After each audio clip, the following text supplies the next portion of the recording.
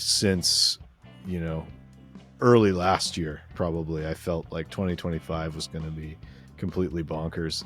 And now that we're in it, it just still feels like we're just ramping up. It's March 5th now when we're recording this. I got this feeling of like a structure emerging from the water, somebody holding something you need to be careful in handling. So I just cued myself, like, how is this related? It was kind of pointing me towards like a UFOs and nukes vibe. I also got this very kind of audible impression of the phrase, the cat is out of the bag. It felt like breaking free from an old pattern. I had this feeling of, it'll be different this time around. And so the last thing that came through was a lyric from the Led Zeppelin song Kashmir, all will be revealed. And the word revealed just kind of trails off magically. There's something here that's disruptive and maybe military, and again, the nuclear stuff came up, but then the end of it felt like, this is a transformative kind of thing, whatever it is. So that's the session. All right, so it's super interesting. Time to reveal the target.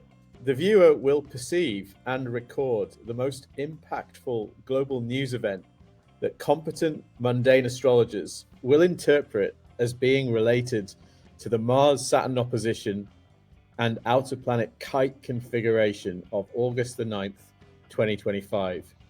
The viewer will pay attention to the event itself and its wider consequences. Wow, okay, so maybe it makes sense that I was all over the map then.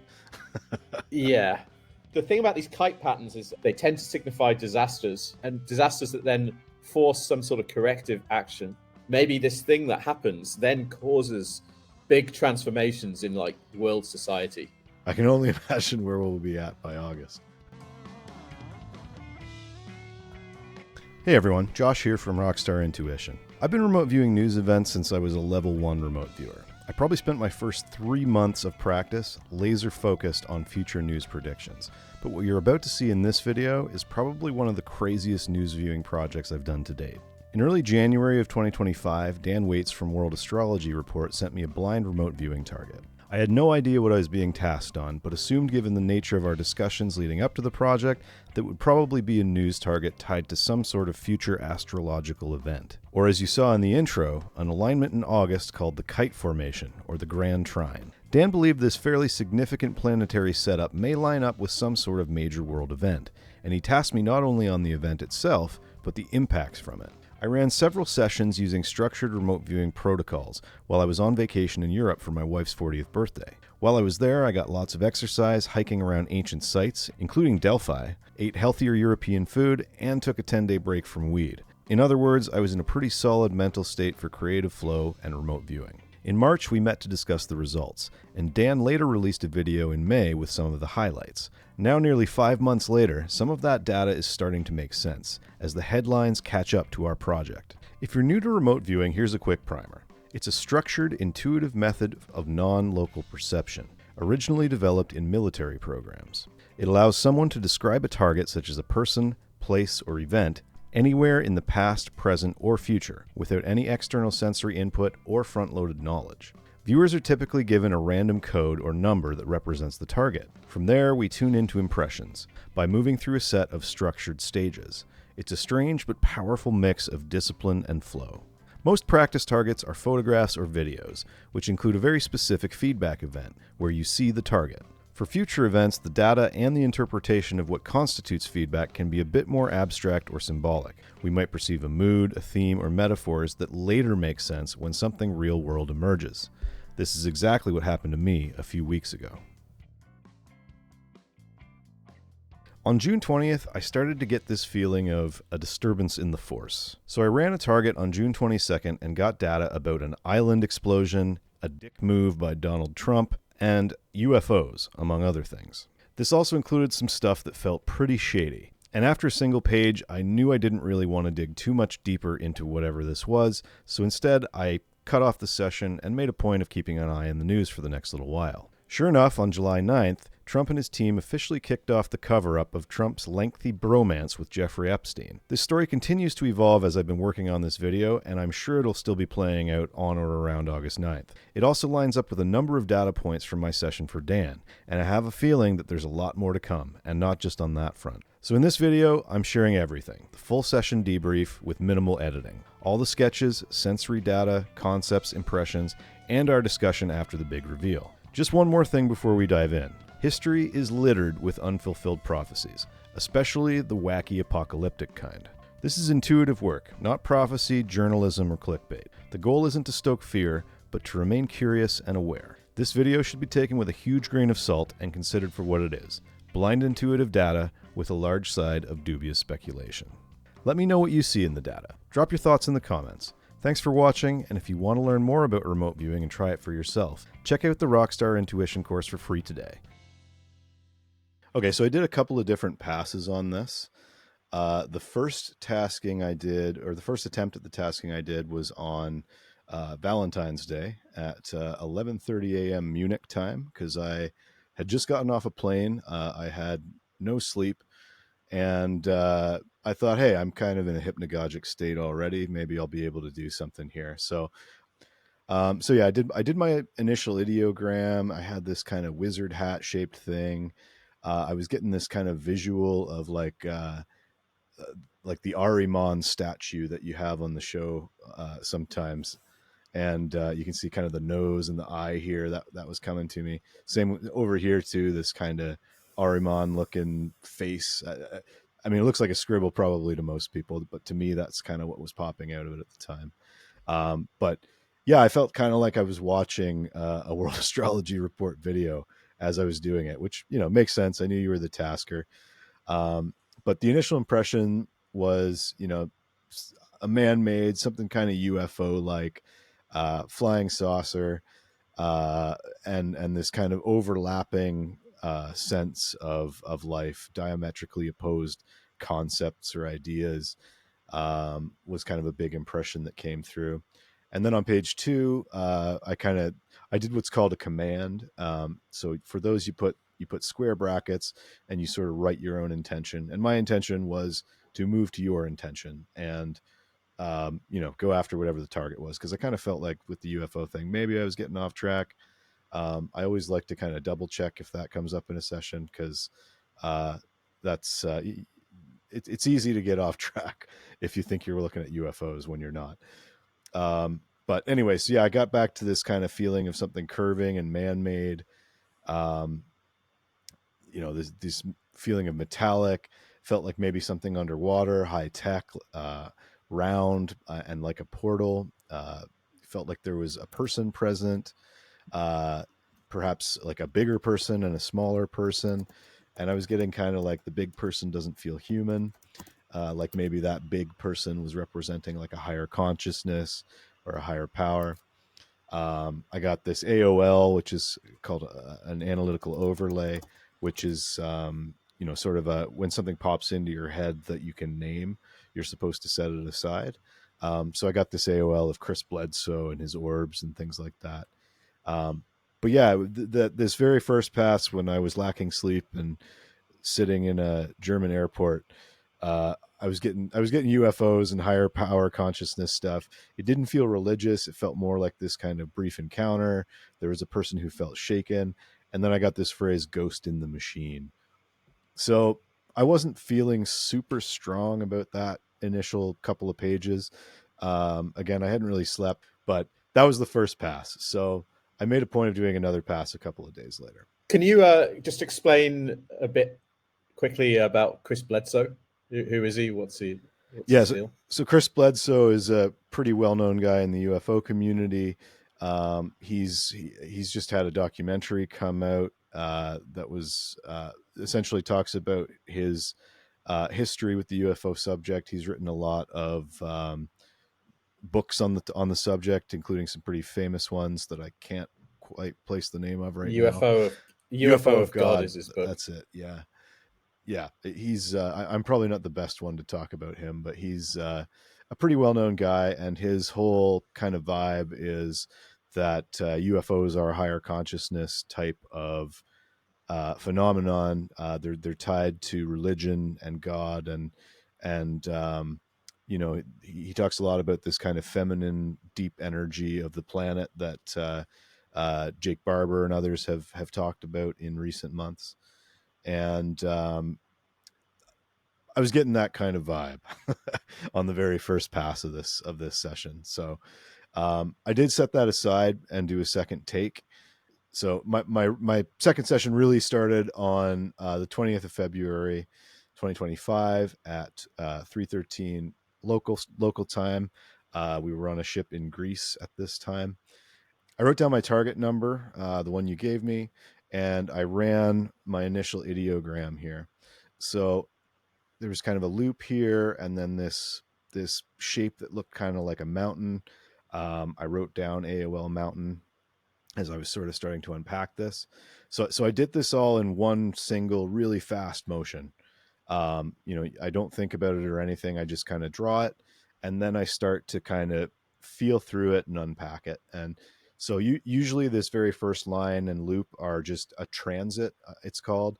So I'm moving my consciousness to the target, and that part of the line doesn't usually mean anything.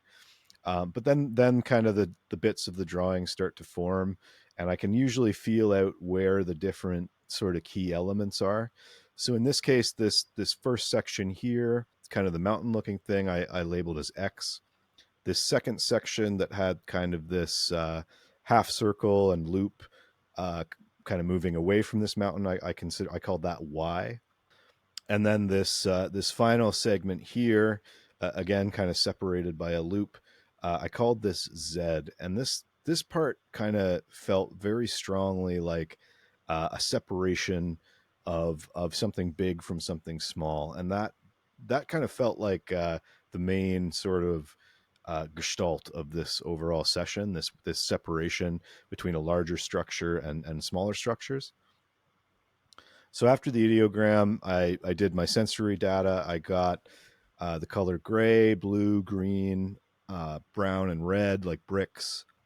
I always start with the colors because that's kind of, for me, the high level thing that comes in the easiest. They kind of come in usually in groups of two or three at the same time. And I will often confuse like similar colors. So blue might actually be purple or something like that. But it's very kind of high level stuff, getting into the session and sort of feeling what the ideogram feels like. So I'll run the pen along it and try to sort of glean what's coming off of it. Like I'll get impressions like from this mountain, for example, of hard, smooth, jagged, rocky slash metallic. Then I move on to audio, and I heard kind of like a cracking, hissing sound, and also what I would describe as audible silence. And I got the word Europa, which is a moon of, I want to say, Jupiter.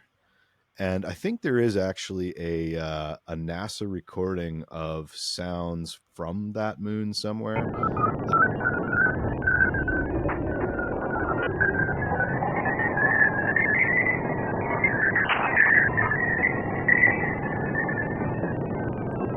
Olfactory, which is just smell and taste. I got kind of like this acrid, smoky, sulfur kind of smell, and this energy of like heat or fire, and of stuff moving apart. It kind of felt like a volcano or earthquake at this point. So I wrote that as an AOL because I think sometimes you'll get sensory stuff and you'll jump to conclusions, and that's the reason you write down your AOLs, to sort of set that stuff aside, maybe check back on it later through a mind map or something like that.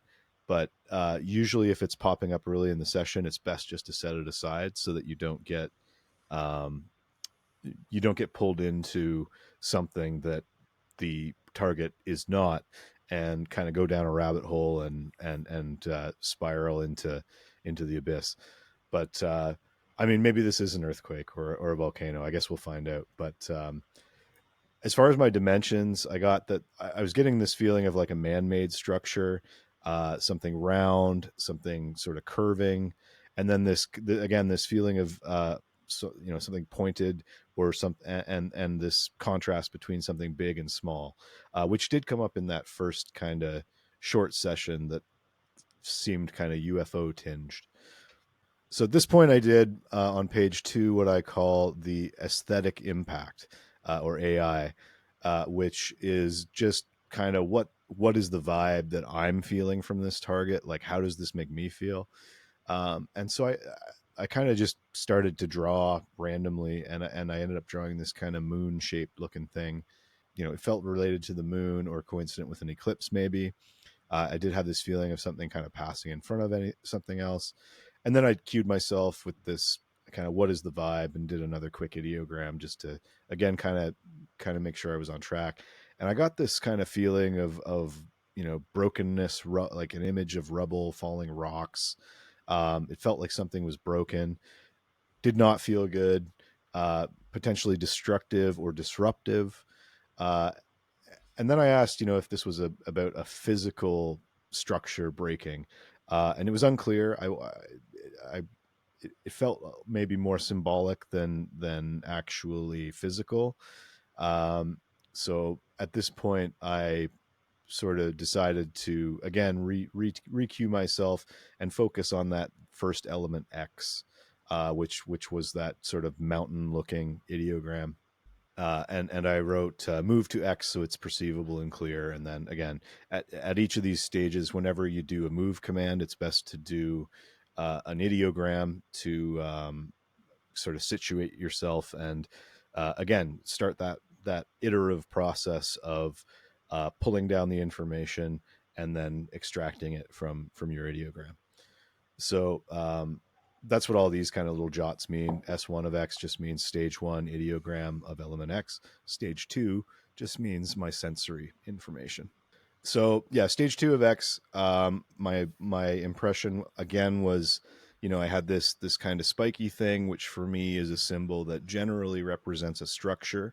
It felt like this kind of downward line, and then this kind of chaotic spiraling.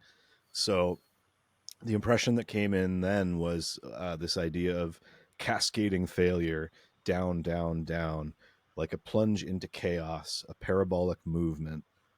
And then I got this kind of impression that maybe this was something related to perhaps a conflict, maybe about China and Taiwan, and this feeling of something from above splashing down.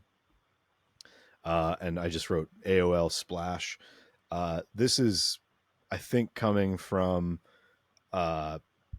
some other sort of channeled video I watched one time, where the channeler had said something about uh, watch out for when China and Taiwan go at it, because after that something big happens, and they were kind of vague about it, but sort of implied that it was related to the ocean. So that might all just be nonsense. I don't know. I don't know what that is. But I wrote it down because you write down everything that comes up. So again, I was kind of feeling, okay, maybe this feels maybe a little off track. And again, I kind of cued myself to get back to the key component of element X. And again, I got this sort of feeling of a structure, a high versus low. But at this point, the structure started to feel more social to me. And that's kind of supported by the symbols here. Usually these loops represent people or life. And then the actual structure symbol kind of came through right after that. So from that, I kind of derived the impression that maybe this was more about social structures and some sort of revolutionary action. Started to feel like the lower class or a suppressed people that wanted to rise up. Someone at a disadvantage suddenly being on top. But then this feeling of maybe they're not on top. Maybe it's an illusion. And then it moved to this feeling of, okay, maybe this is about putting out fires or someone trying to prevent a loss of power. But all in all, I asked about the structure, and it felt like this kind of wave propagating. Again, like a small and a big life that are sort of at odds with one another in some way, and that this smaller life was sort of disproportionately affected by whatever this structural split or overall kind of vibe of this target was. I got this kind of image of like a tsunami, uh, someone watching it move away and someone else watching it come towards them. Um, and again, I wasn't sure if this underwater was a physical thing or if this was maybe something financial. But I know Uri Geller had posted something about UFO news coming out in the next little while. And this was a few days after I'd run this session. And I think we talked about it on Twitter or email or something. And he had posted a bunch of stuff about how there was this tsunami of truth coming, or a volcano of truth. And I started seeing all these kind of different things in my data and was like, I wonder if maybe that's somehow related. So I don't know if it is, but just something I jotted down again to be diligent in my recording process. So page 4, this is where I did my matrix for X. So I started with my dimensions, the key one. At this point, I was pretty certain that this sort of big versus small was a core element. My aesthetic impression is in my emotion. It did feel concerning, heavy, like it had widespread implications. As far as the emotions at the target, I got this feeling of blindsidedness, not happiness, and brokenness. And tangibly, I again felt like there was a structure here, but it might be a structure about people or around people, like a social structure. And as far as the intangibles, I felt like this maybe had something to do with decisions of the few uh, affecting the many. So again, kind of this revolutionary vibe, a reckoning, a feeling of a bombshell of truth. The color red, so this China Taiwan thing kind of kept coming up a bit. I also got this lyric from the musical Hamilton. I will often get random lyrics of music in sessions, and pretty much every time something about those lyrics is relevant to the target. And so the lyric that came through was cut supply lines and steal contraband. It's actually from a song called Stay Alive about the Revolutionary War in America. And I don't know, I thought that was interesting as far as, just kind of the stuff that's going on in the world right now, that song would come up. Might require some further exploration at some point. Kind of a good practice to take breaks, because again, you can get kind of sucked down a rabbit hole, and it can be helpful to take breaks and catch a fresh perspective on the target from time to time. So after a quick break, I came back and did element Y, which was kind of in my original ideogram. Element Y was this sort of half circle and then other circular egg looking thing. That I kind of felt maybe had something to do with the moon initially. So when I really got into element Y, I did my ideogram and I had this kind of swirling round thing. But then as I came out of it, I got this kind of square wave feeling type thing. And I had been in Greece for that week and had seen the Greek meander symbolism pretty much everywhere, which is a symbol that reflects sort of the meandering history of Greece, which is peppered with a lot of revolutionary attempts. So it did kind of seem on brand for the rest of the target. So I made sure to jot that down. But again, this sort of the key element of Y was sort of this round element, this feeling of perhaps something cyclical. So when I got into stage 2, I actually started with the aesthetic impact, this kind of vibe check that I do. And sort of the vibe I got was it felt like something is being moved past a point where it starts again. So I thought maybe it was about the actual astrological configuration that I assumed I was remote viewing here. I tried not to focus on that too much and really just more on more letting the data kind of drive me wherever it was going to go. But it felt like breaking free from an old pattern. I had this feeling of, it'll be different this time around, and that something new emerges from a chaotic situation, a new order, maybe a financial system or overhaul. And then I had this AOL of nukes and blockchain, which is a weird thing to have it both together, but that's what came up.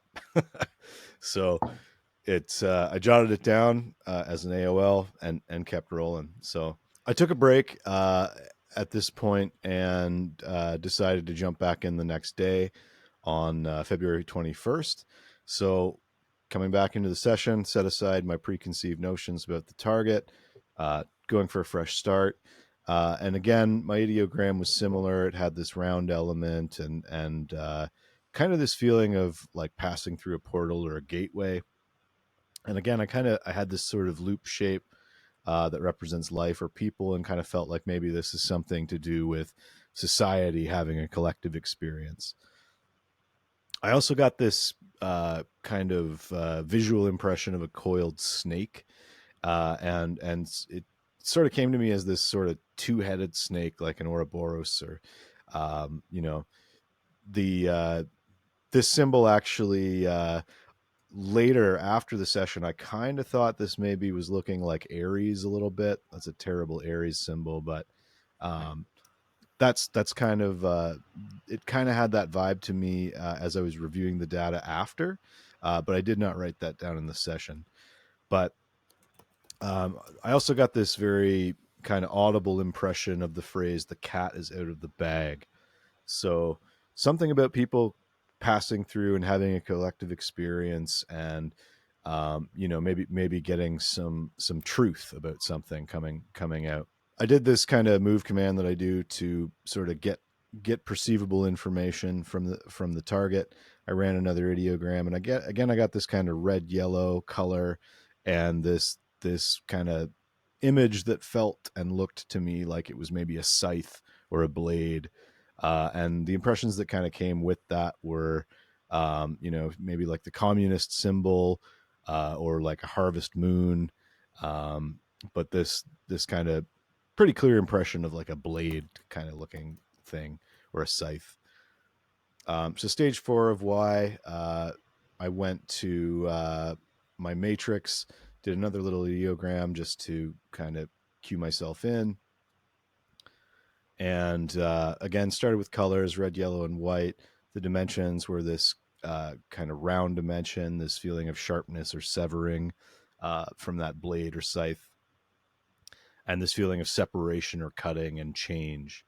There was also this intangible feeling of meandering, and a whole bunch of analytical overlays. This harvest moon, the snake, this idea of blockchain, communism, hammer and sickle.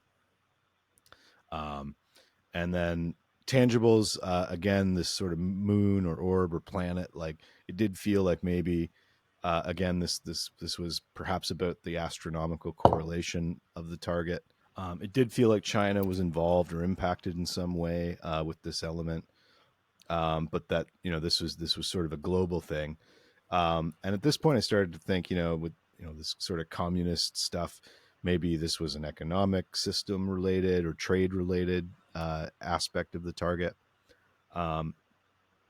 And post session, I kind of started thinking maybe this is more about America, with Trump and the Republicans being sort of the red party of America. And also, there's kind of a lot of trade stuff going on between Canada and the US right now. So I was starting to wonder, okay, maybe I was getting echoes of that in my session. Again, not sure whether it's related to the session or not. But oftentimes when you're doing remote viewing, you'll get data that means more than one thing, or is relevant to you in more than one way, often in a personal way. And that's just because the subconscious is really efficient in the way that it presents data to you in a remote viewing session. Usually your subconscious will try to give you the stuff that will most easily put you on track towards whatever it is you're seeking.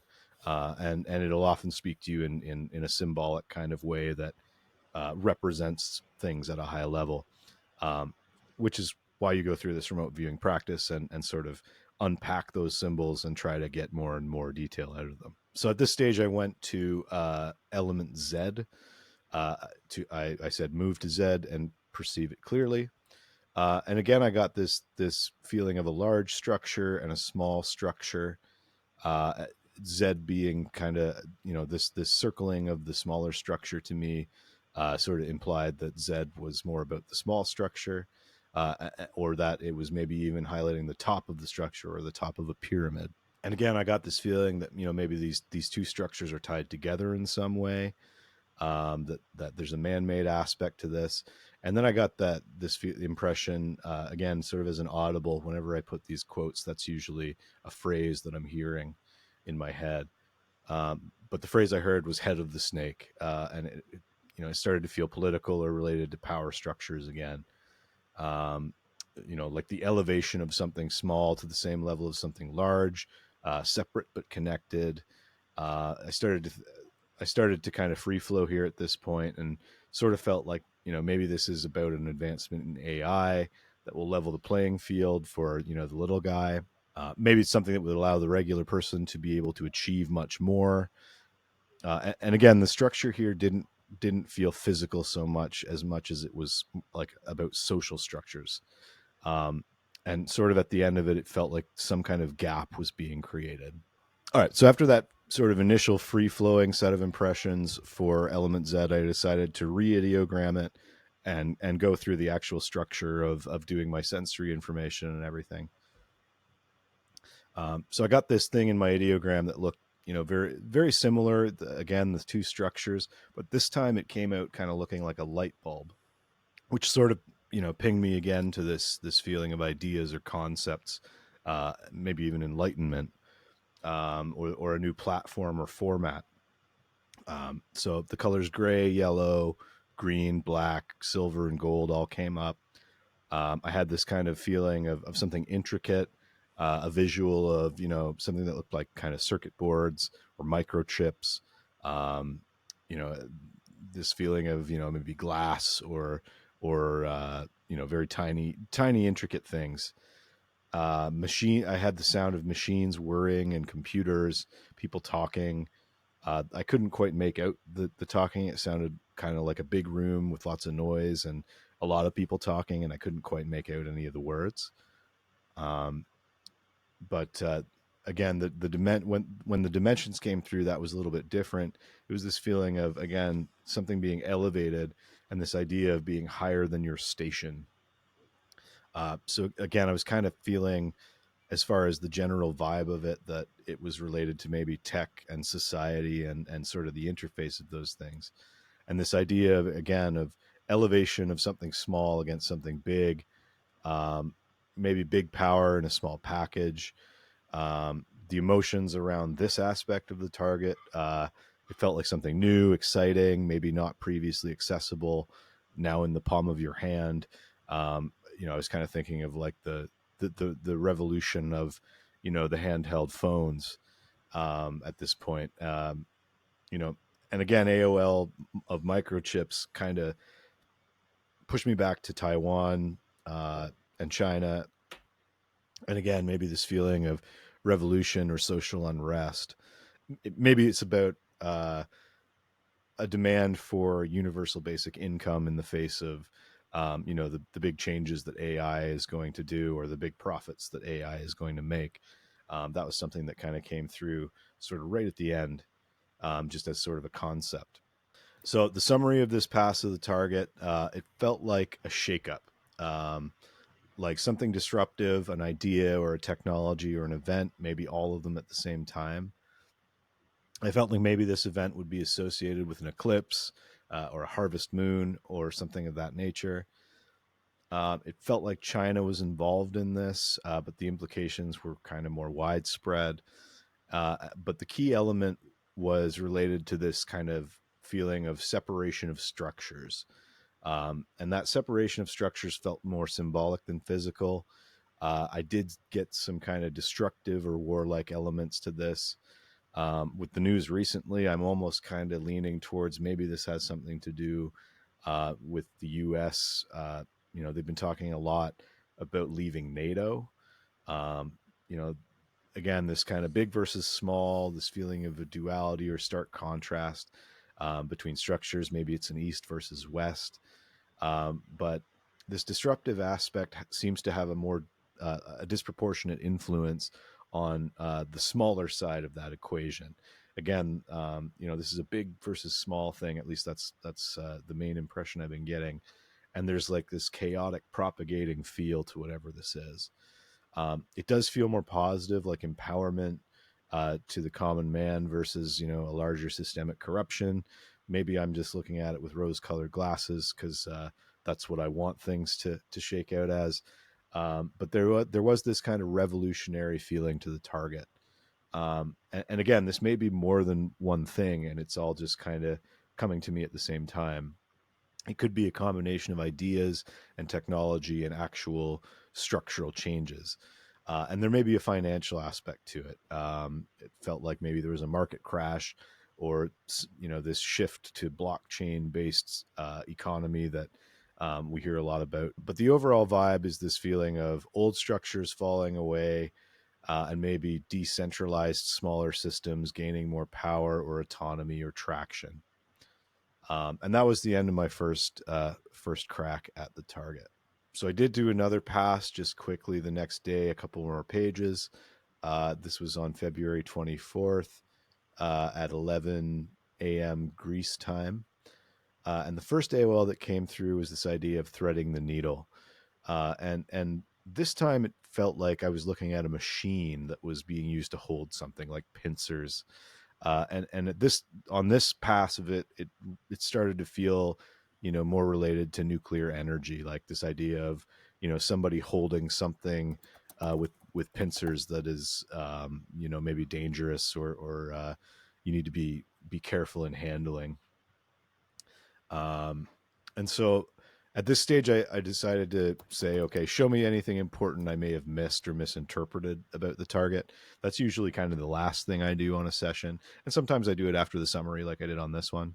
And the first symbol that came up here, this kind of weird shape of a loop, it's actually really pinged me back to the logo of a band I had in high school called Radioactive Goat. And so I just kind of cued myself so it was weird because the night before I had a dream about that band. And so I just cued myself like, how is this related? And I didn't write that whole process down. I just kind of let it kind of unfold in my brain.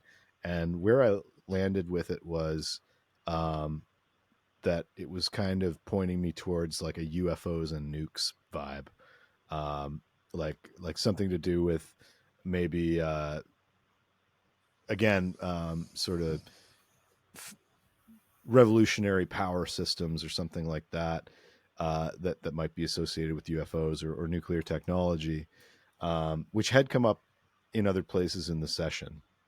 So I did kind of try and unpack this a bit more. This blind spot check seemed to be directing me back to that oceanic splash that came up at the one point very early in the session. The splashdown aspect of the target. And I got this feeling of like a structure emerging from the water. Maybe it was a nuclear submarine. I started to kind of flash back to the New Jersey drones stuff that was happening at the end of 2024. So at this point, I thought, maybe this is pointing towards some kind of incident with transmedium objects located offshore. So at this point, I made a wild ass guess and thought, okay, maybe this is a drone crashing or being brought down, maybe some nuclear material being recovered, or non-human intelligence making its presence known during some kind of incident that may have something to do with the ocean or the New Jersey drone situation. But again, this feeling of truth being revealed, maybe about the energy systems related to those drones. Perhaps something like that comes out, or this target might be about the technical, social unrest or upheavals that might result potentially or be coincident somehow with this incident or this target. And so the last thing that came through before I ended the session was a lyric from the Led Zeppelin song Kashmir, where Robert Plant is singing "All will be revealed," and the word "revealed" just kind of trails off magically. And I thought that was an interesting note to end on, so I called it at that point. So that's the session. I kind of took a long time to get through it, but yeah, I think that's thanks, and that was good. I already had a look at those, but it's good to hear you explaining it. All right, so it's super interesting. Is it time to reveal the target? Yeah, I'm super curious to see if I was just chasing ghosts or if I actually was onto something. I'm very curious to know what this target was. All right. Well, let me share my Here we screen. go. I should give the caveat here that I assumed the target was going to be some kind of news event or something related to an astrological conjunction or event. Yeah. So I did go in with that sort of front loading. Yeah. So that did color everything I did here a little bit, but I guess let's see what we have. Can you see the page? Yep, I can see the target number there. All right. I just made that number up. It doesn't mean anything at all. I guess I thought that was how I was supposed to do it. Yep. All right. That's it. Here's what the target was. The viewer will perceive and record the most impactful global news event that competent mundane astrologers will interpret as being related to the Mars-Saturn opposition and outer planet Kite configuration of August the 9th, 2025. The viewer will pay attention to the event itself and its wider consequences. Wow, okay. So maybe it makes sense that I was all over the map then. Yeah. Wow. Yeah, I think so. This is the chart of that moment. Yeah. And I'll show you another version of it. Yeah, I see my Aries right up at the top there. Yeah. Saturn, Neptune in Aries, but it's making this. You can see this is a really insane configuration, right? It's called a kite, and you can see that we have Saturn, Neptune here in Aries, the very start of Aries, and they're opposing Mars, right? So this is the Mars-Saturn opposition. And you did say something about things in two opposition. Forces. Yeah, forces in opposition was a big feeling there for sure. But what's crazy, so I've been looking at this configuration for a little while and trying to figure out what it's going to be, because it looks really significant. And so to break it down, this is the opposition between Mars and Saturn. And their cycle is 2 years long. And it's sort of a 2-year cycle, and it kind of governs shitty stuff that happens in the world generally. It's like there was a conjunction at the start of the COVID pandemic, and then whenever they made kind of major aspects, there were like new variants kind of were coming out. You can see the similar thing with the Ukraine war in the last cycle from 2022 to 2024. There were major moments in the Ukraine war at these major aspects between Mars and Saturn.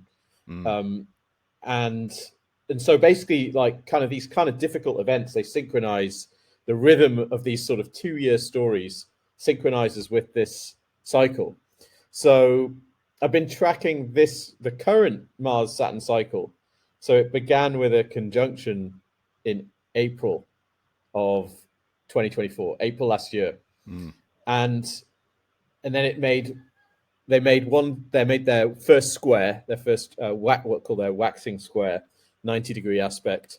That was in August, and then the next major aspect is going to be this opposition. Now, I've been tracking what's been going on with this cycle, and this at the start of the cycle in April 2024, this was when Israel and Iran started attacking each other. Iran sort of launched that. There was this tit for tat thing, right? And basically, and there was talk of like, is Israel going to attack Iran's nuclear program? And there was tons of tension and stuff, and then it kind of died down. And then at the square, the same theme came up again. They exactly the same thing. They were kind of attacking each other again directly, and the same question of kind of Iran's nuclear program came up.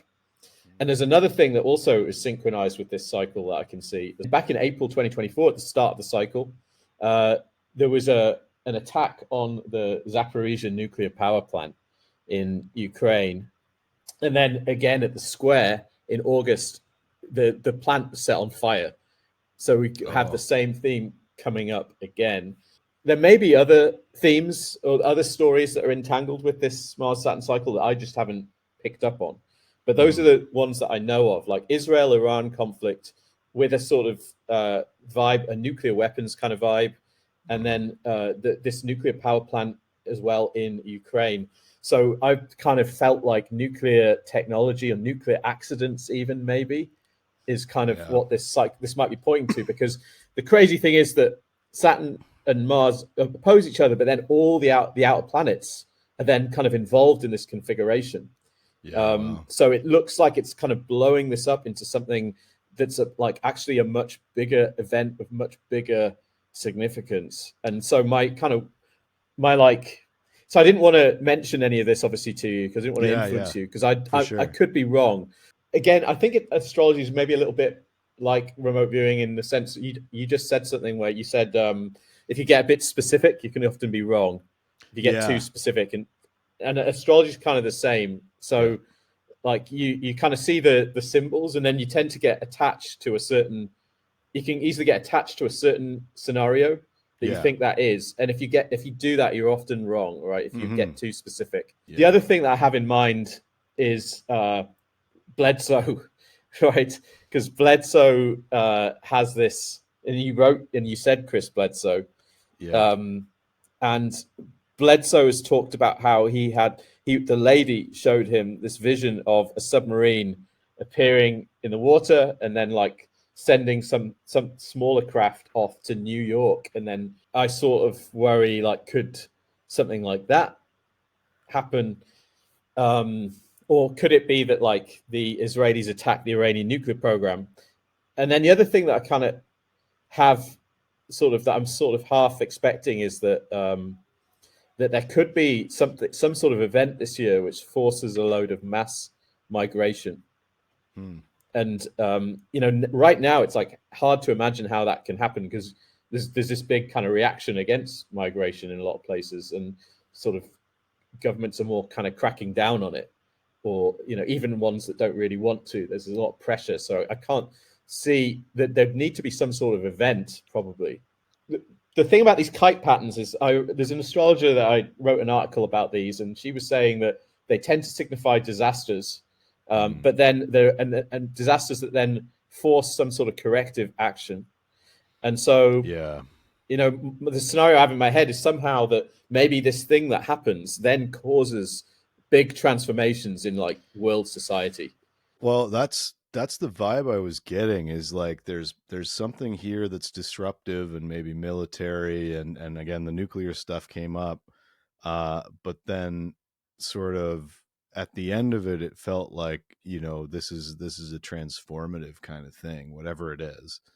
I remember I did the very very first session I tried to do on paper was on January 29th for this, and I wasn't going to send it to you because I thought I was way off track, because I was like, but looking at it again right now, and I'll send this to you after. But I drew the Aries thing, I drew also that node, the one that looks kind of like a little harp. I saw that on the chart, I think, on the tasking too. Yeah, the very first pass had like this large object in the water, somewhere like at the interface between land and sea, and this again, this feeling of something kind of coming out of the water or going into the water, and maybe a big wave or tsunami. So that was actually consistent. And I'm just looking at this again today. I haven't looked at this in a super long time, but AOL UFOs and nukes again on that very first pass. And so, yeah, what is this about? Again, something big. Uh, Neptune actually came up this time. Fish. I thought it was maybe Pluto in Aquarius / Neptune. I wasn't sure what I was looking at. But what's Mm, the big thing here? Something in the ocean, large, floating, AOL dragon. So I don't mm. know. Yeah, and then at that Yeah. point, I was like, "Is this a UFO thing?" Do a vibe check, and yeah, there was this feeling of an energy release. It feels like it might be kind of crazy or woo woo, but yeah, I at that point I just called it and went to sleep and thought, this is pretty intense. Maybe I'm getting off track. Maybe I'm just getting like sort of the fear of the the chaoticness of these times or whatever. So yeah, but I mean that seems to track too, actually. So I'll send you those pages as well. So the other thing, I mean, so this cycle, this Mars-Saturn cycle, I've already seen it being connected with nuclear stuff. This is the chart for the first ever controlled nuclear fission reaction in 1942, and it's been identified as kind of a chart for the nuclear age, basically. And when you can see, like Pluto, for example, is 7 Leo, um, there in this chart when this first fission reaction happened, um, and we've kind of seen when the chart reaches important cyclical moments. For example, I've brought up the chart for Chernobyl, the Chernobyl disaster. Um, you can see that Pluto was at 6 Scorpio. It's almost exactly square to its natal position. So it's reached a kind of really important cyclical moment. Um, and in that chart that I just showed you, Pluto's not too far from an opposition. Like we're reaching the kind of Oh opposition of yeah. the nuclear age. It's also the Uranus return. So Uranus is right at its natal position, Hmm. and Neptune is almost exactly at its opposition to its natal position with Saturn. And it just looks like this is like a moment, even if it's not this exact moment, it's like this sort of period that we're in is a big turning point in the nuclear age, basically. Yeah. Yeah. Somehow, what could that be? Something that what I'm worried, my worry is it's like some sort of accident or attack or something that then makes us go, yeah, we've got to completely rethink everything. At least that's the sort of, if something like that does happen, you'd at least Yeah. hope that's what is the Maybe consequence is.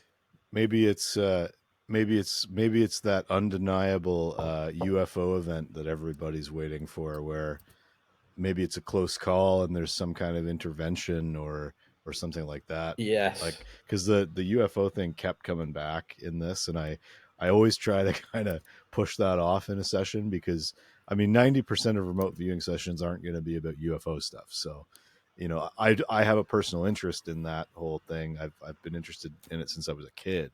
So it Yeah. does come up from time to time. And I mean there is a lot of it kind of going on these days. So could be Well, something in that that's, vein. I don't know. yeah, I mean, that's a little bit what I've kind of been half thinking. Like somehow the UFO phenomenon is related and connected to nuclear Oh, for weapons, right? We sure. know that. Yeah. And And so, yeah, it's could it be an intervention, or it could be all sorts of things. But there's some pretty wild footage from Fukushima of UFOs showing up over Fukushima, like it was in that recent Spielberg yeah, documentary, I think. But yeah, I saw that. yeah, I mean, maybe this will be, everybody's kind of watching the skies these days and um, paying attention more to this UFO stuff. So if you were to have another nuclear incident somewhere, and something showed up from a different dimension or whatever to try and prevent disaster, as